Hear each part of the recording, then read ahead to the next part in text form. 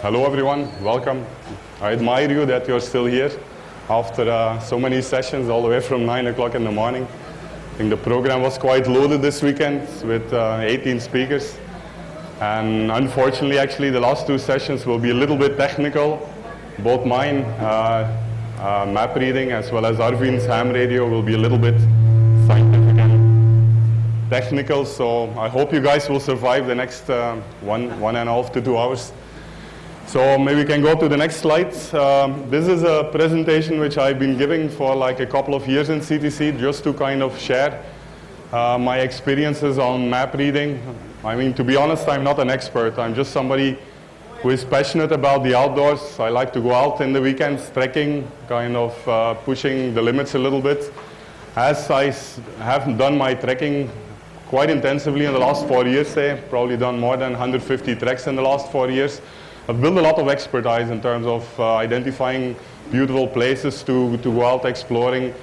I've gained a lot of experience from the field. I'm not an expert. I mean, I haven't read big books on navigation or theories. Whatever I'm going to present here is the things that I've learned through practice, through many of these treks in CTC. So what I wanted to share today, normally I give these workshops in like a dedicated morning or afternoon. So I normally need around 3-4 hours to cover these topics. So today I will just give you a taste because it's already late and I really don't want to go on till midnight. So I think I will just do it within 40 minutes. Anyone interested in more detail in this session, we'll just give you a flavor today. And this happens every like 3-4 months. I organize this session at my place, or CTC members, Prita and Kanant, who have been so kind to give us this location.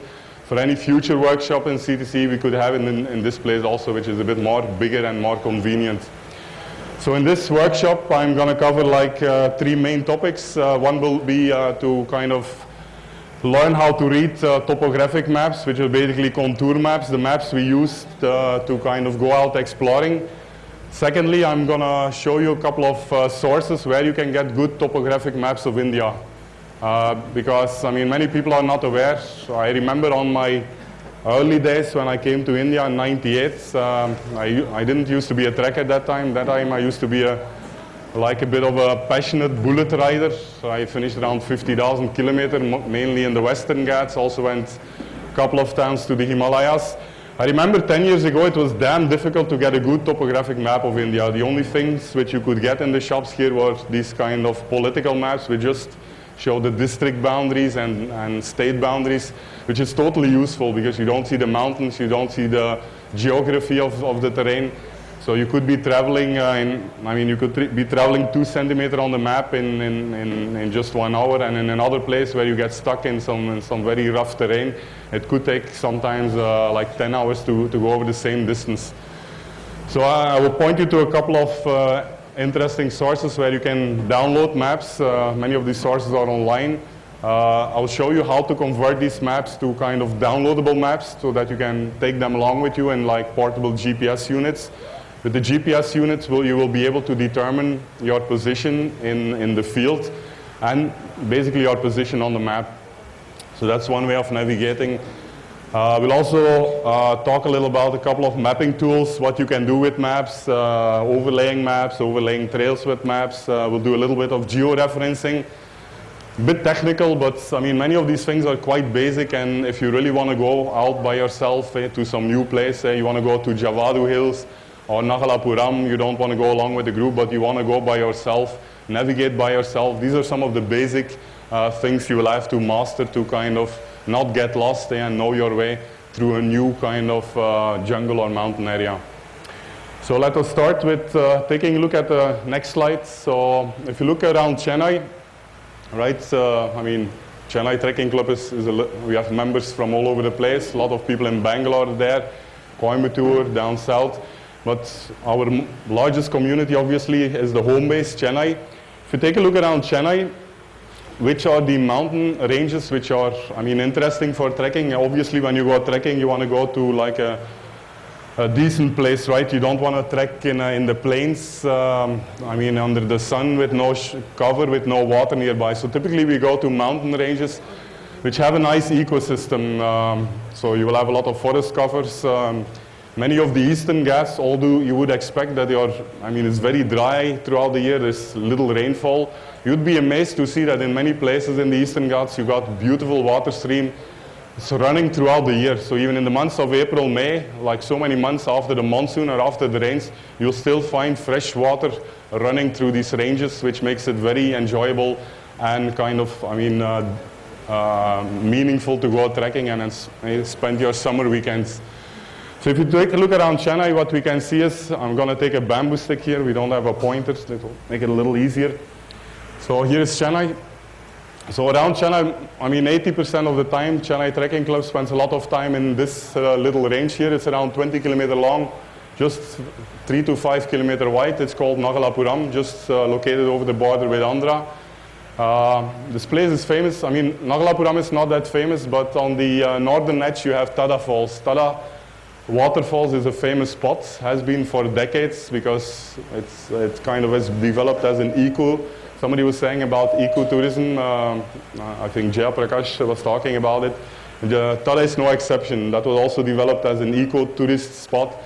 And as a result, right, hundreds, thousands of tourists visiting every weekend. So what you get there is like a layer of plastic. A lot of young groups go there to drink. So people there start throwing beer bottles on the rocks or glass pieces in the stream. Those places quite in trouble. But if you then go to the southern tip of Nagalapuram, which is a bit less known, it's not developed by the forest department or whoever is kind of trying to make a tourist place out of it. So that place is much more, preserved. It's not that easy accessible. It's not that easy to get to the base of the hill where to start the trek. There are no real trails available. So because of that kind of isolation, this place is well preserved. And that has been the hometown of CTC for many, many treks, hundreds of treks. And I can proudly say that even after going there we started going to Nagalapuram in, I think, June 2008. So almost for 4 years. If you look at the place, a lot of corporate groups are also visiting it recently. But after 3 years of trekking within this group, the place is still very well preserved. If you go there, look at plastics or anything, you won't find any garbage is left by our people. You also have local festivals by the villagers, which sometimes go there with hundreds, dump a lot of plates in the stream. But within CTC, I think we do a pretty decent job in preserving the places where we go to. Okay, let me go a little faster. We have Nagalapuram. To the left of that, the west, we have the Nagri Hills, also a very beautiful place. We did a wonderful bike trip to this place some time ago. These are two small ranges, a bit north of that, north of Tirupati. We have a large range, which is the Venkateswara National Reserve Forest, where we have done a lot of treks in the past. This is quite huge.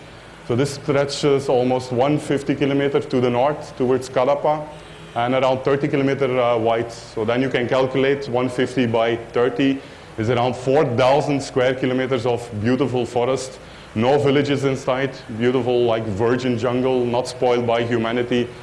And really an awesome place. You find very beautiful rock formations there, formed over thousands or hundreds of thousands of years by the streams flowing through those rocky mountains. Here we have Venkatagiri, where we have an old fort on top of a hill, which is also kind of a frequently visited spot by CTC. And if you go down south to Tamil Nadu, first ranges you hit, you can see it on the map, or the this should be Javadu Hills. Javadu is a very large range. Here is a smaller patch. Yelagiri, as you can see, is very small. It's also not very interesting because, again, a lot of paddy fields, a lot of villages, and a lot of people from Chennai, I think, which have started building weekend homes there. So not much forest left, actually, to really have an enjoyable trek. If we zoom out a little bit on the next slide, to show the whole of South India, then you can see more things popping up. So overnight journeys from Chennai, you can go towards Salem, where you have the Chevroi Hills, you have the Koli Hills, you have the Kalrain Hills. You can go further down towards Dindigul, which is the Palani Hills, beautiful place. We have been doing quite a few treks here, starting from Palani and Palar Dam. And then, of course, on the left side here, there used to be a place on the same kind of latitude as Bangalore. We have the Kabinali Reserve Forest, Umbati Gude, where unfortunately one Bangalore student was drowned recently, which put a lot of negative publicity in the media, and kind of forest officials have become a bit stricter in not allowing people in this area. So then why not? I remember 2-3 years ago we used to go a lot to why not, to the Vavulmala, one of the highest peaks there, the Velarimala. But again, Kerala is quite strict and difficult in recent times to really obtain permission. So we are like an amateur volunteers-based organization, and we also don't have the people available to kind of maintain full-time relationships with the forest department to kind of easily get permission. It's really sometimes a very tedious job to get a permission. Okay, over to topographic maps. Next slide.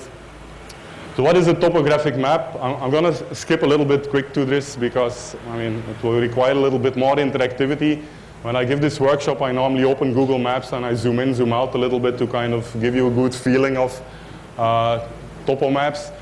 So what is a topographic map? A topographic map is basically a map which has these lines. These are contour lines. A contour line is a line. If you would follow the line on the map in the field, you would be walking at the same altitude. It basically indicates an area in the range which is basically the same altitude, so the same height. So you would basically walking on a horizontal level. Okay, so this basically means if you start from the plains, so every line corresponds to a certain increase in altitude. So as you cross the lines, you might be gaining, depending on the map, say 10 meters or 20 meters altitude vertically. So say if this is 20 meters, right? If we walk from the plains, let's just imagine we are trekking from this side of the hill.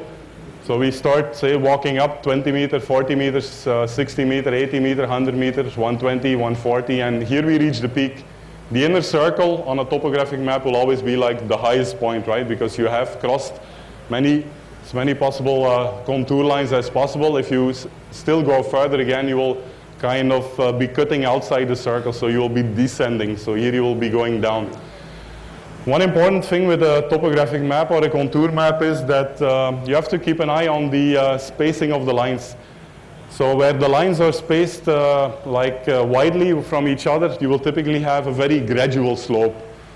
On that place where the topographic maps are closer to each other, that basically means you're gaining altitude faster. So the slope is basically going to increase. So you're going to gain altitude faster, which basically means it's going to be very steep to get up this side of the hill. So here you can see which could be the mountain which corresponds to this contour map. From this side, it's easy to climb up. From this side, you're kind of increasing at like a very steep pace. I hope this is clear, right? So as we cannot really represent three-dimensional mountains easily on a flat space, basically we project them and we draw the contour lines, which are basically showing us the levels of altitude in the terrain. If we go to the next slide. So here you see a three-dimensional map of Nagala. This is actually the place where we go a lot, Nagala West. So this is basically the western valley with the first, second, third pool, where probably many of you would have gone if you have joined a fresher or moderate trek. If we go to the next slide. So can we go back? So what I've tried to do here is kind of, I don't know if you can see this. This is taken from Google Earth. This is kind of like a three-dimensional picture of Nagala, right? So what I see here is, I see the Nagala Western Peak. So this is like an 800-meter high peak. I can see the stream here, which is exiting from the valley. So this white thing is obviously not snow. This is like a cloud projection when the photo was taken from the satellite. So here we can see a valley. Here again we can see a ridge. Here we can see a peak. Here again there will be a ridge down. Here again there is a ridge which goes up the mountain. So this is kind of, I hope that you get a bit of a three-dimensional idea of the hill, of the mountain range. So if we go slowly now to the subsequent slides, I will slowly kind of convert this in a contour map. So one, next one, Anand. Two, next one. So you can see how we gradually, right, capture a three-dimensional mountain range and kind of start drawing the contour lines. So here you have this mountain with the circular contour lines. So as we proceed from the plains, 200 meters, 300 meters, 4, 5, 6, 7, and somewhere here you will be reaching 800 meters. So here you can kind of clearly see the valley, how the stream is flowing over the map. So you can actually see this on the shape of the contour lines. So the water, the rainwater which falls on this mountain range will be kind of drained through these valleys. So you can see that the water has been cutting into the rock over thousands or tens of thousands of years. And you have this inverted U basically which shows you the valley within this range. So in CTC we mostly will be trekking along the valleys. In the valley you have the streams, and I mean trekking along the stream has a couple of benefits. First of all, the slope most of the time will be gradual. If you start from the plains here, you go in the mountain through the valley, you can see that you're crossing the topo lines very slowly. Say you're at 200 meters here, 220, 240, 260, 280. Only here you start at 300, then there 400. Every thick line is an increase in 100 meters, 500, etc. So it takes, it's like a very gradual increase in altitude. You slowly have to walk up. So it will be kind of easy to penetrate the mountain along the valley. If you would take a left here and directly start walking along the slope, you can see that you're hitting the topo lines much quicker, right? So here you're actually going up very fast. You're climbing up very steeply again instead of following that gently increasing stream. So first of all, slope along the streams is easy. It's quite comfortable. Secondly, there is water available. In the Eastern Ghats, the water is mostly crystal clear. So rainwater falls on the mountain range. The Eastern Ghats are like solid rock with a little bit of, a layer of vegetation on top of that. Rainwater that falls on that, the only way, it cannot go in the ground, it's solid rock, so the only way to get out of this is it will all be drained through the streams. As it is being drained, as it trickles down through the many small crevices, the rocks, the pebbles, as the leaves of the trees mix with the water, you get this like crystal clear water, very, herbal, kind of nice, sweet water that you can drink from the stream. So having drinkable water nearby is very important when you go trekking for 2-3 days continuously, right? In a tropical climate, you lose a lot. You dehydrate a lot, trekking with an 8-kilogram backpack on your back in this tropical climate. One other third benefit of trekking along the stream is that along the stream, typically, you will have boulders, rocks. You'll also have a nice vegetation on both banks of the river, which provides shade. But along the stream, mostly within the stream, there won't be any bushes or thorns or anything, so it kind of makes it easy to walk through the mountain range because as soon as you will start leaving the stream, you go to the left slope or the right bank of the stream, you'll quickly get stuck in denser vegetation and thorns and bushes, which will make the progress much tougher. Those are basically the concentric circles. So the innermost circle will be your highest point, right? Because that is basically where you have gained most of the altitude. Once you start walking further again, you will be exiting the circle, so you'll be going down again. So this is how you find back a hill in a topography, in a contour map. A saddle is an important aspect. A saddle is basically you could say, the lowest point between two adjacent hills. So here you've got two hills on the contour map. So if you walk from this hill to this hill, right, so obviously you're first going to go down. You're going to get out of the concentric circles, so say this is 200, you're going to go to 180, to 160, to 140. Here again you're entering the circle, so you stop going down and you're going up again. So you will be going to 140, 160, and again 180, 200. So this is basically how you traversal from a peak to a peak using a saddle. So this is basically the easiest way to go from peak to peak here. Instead of coming all the way down and then climbing all the way up, you basically go through the saddle, which is your kind of highest point between the two peaks. Of course, you can climb it from any side, but typically the ridges will be like those places which go in parallel with the valleys. So a valley is basically like a deep cut in the mountain range, which slowly allows you to go inside along the stream. On the left and the right side of the valley, you will have the ridges. Where the valley is the lowest point, the ridge will actually be the highest point, right? So that will be the kind of the slope of the mountain on which you can walk. And both the ridges as well as the valleys are typically the places where we will be walking, because both are flat. On a valley, you will be walking at the lowest point. Right and left, you will be going up. A ridge is the reverse. You will be walking on the highest point. You will still be climbing, obviously, but both right and left will be going down. So you will get beautiful views on the ridges. But of course, on a ridge, you're at the highest point. There won't be much water there, so it's typically going to be grassland. There is going to be less shade. It's going to be very sunny, as the people in PX3 found out. So these are like the two places where you will trek. You will not obviously trek along the slopes. Walking along like a slanting ridge. Walking on this ridge is very difficult because you're constantly kind of slipping down. On the slope also there will be more vegetation, so it's going to be quite tough in terms of slope, in terms of density of vegetation to do a trek along a slope. Typically we only go to the slope when we get stuck somewhere on a valley, on a waterfall or a vertical drop along the stream, or in PX2, our Polamaa exploration 2, where we actually got stuck after the monsoon because there was too much water flowing in the valley. There again we had to kind of exit the valley and start climbing up steeply along the slope of the mountain to reach to the ridge. Next one. So here you can see a typical topographic map. So I hope you picked up some of the things that I explained in the previous slides. If you look at this, you can easily recognize again the peaks. You can see some concentric circles here and there. Hey, wherever you see the concentric circles, these are like your highest points in your terrain. So typically, a peak can be a destination of a trek. Obviously, right throughout the day, you can be climbing along the stream or along the ridge, eventually reach the peak. Peak is a nice place to go because from there you'll have a 360-degree view in all directions as you're on the highest point. You can also easily detect the valleys. So again, remember these reverse U's are basically where the water has formed the terrain. So here you can see the streams which originate and which flow through the, you can see some pools. So this will be a stream, which here again you have some side streams. Wherever you see the bending of the topolines, kind of inverted U's, there will be a stream flowing through the terrain. So this is again very important to understand because those valleys, those are the places where we'll mostly are likely to find drinkable water. Very important again on CTC treks in South India. Eastern Ghats is to kind of know where to find your drinkable water. I would say on a summer day, you will easily consume 3 to 4 liters of water per day. It's a very intensive thing, trekking. You're carrying weights, you're not walking on flat space, you're walking over boulders, walking through rough terrain. CTC, we typically don't stick to the trails.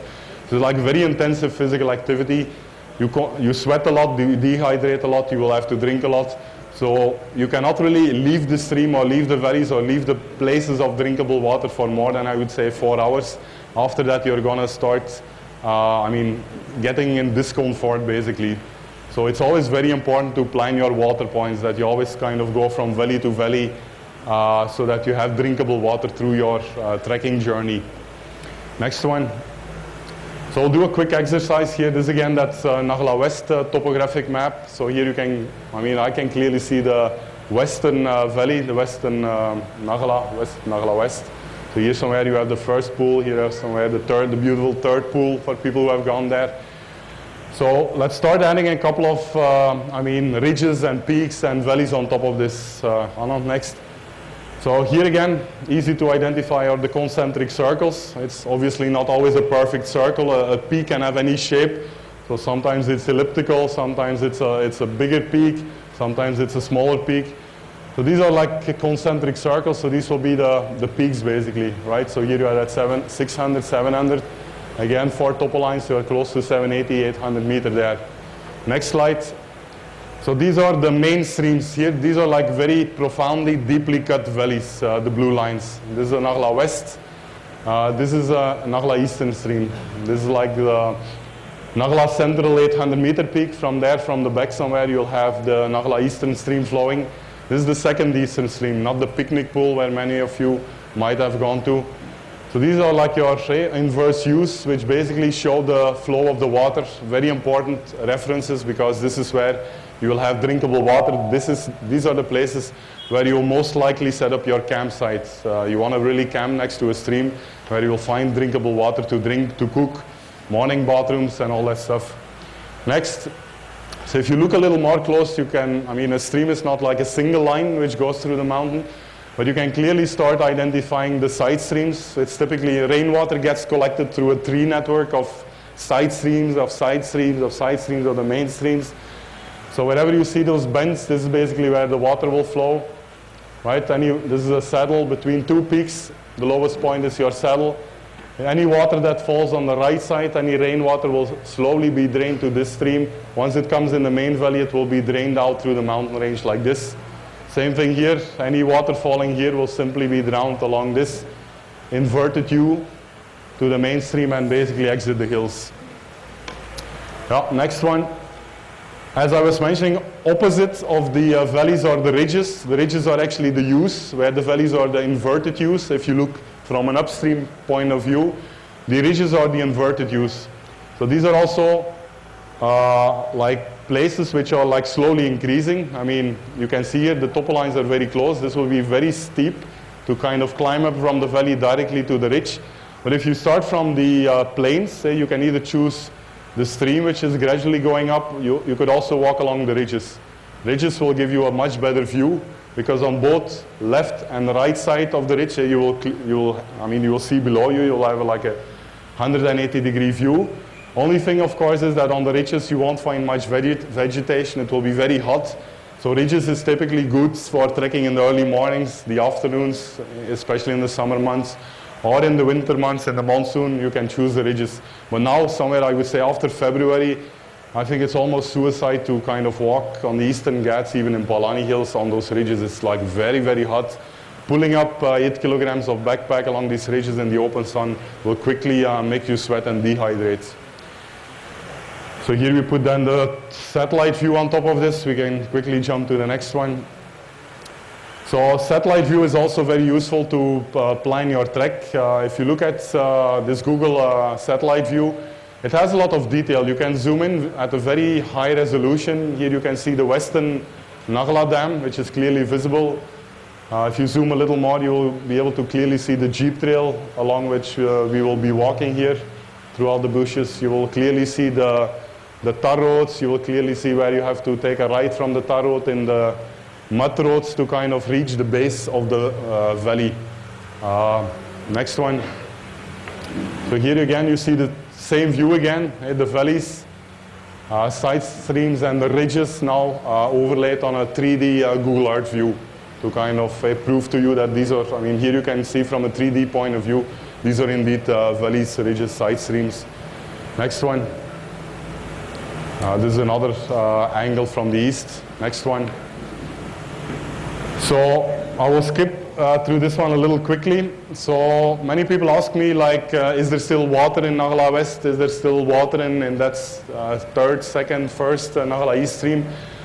So the presence of water depends on a couple of factors. One factor will obviously be, hey, how far are we beyond the monsoon? After the monsoons, there will be, like, remember Venkateswara? Venkateswara is 150 kilometer long, 30 kilometer wide, so we talk about 4,500 square kilometers, which is a huge area. If you look at that place, there are only maybe like, say, 8 to 10 major streams that drain the water from this huge 4,500 square kilometers of landmass. So you can imagine during the monsoon when the amount of water that comes down on this range, right, like how much force of water there must be flowing through these very few main valleys.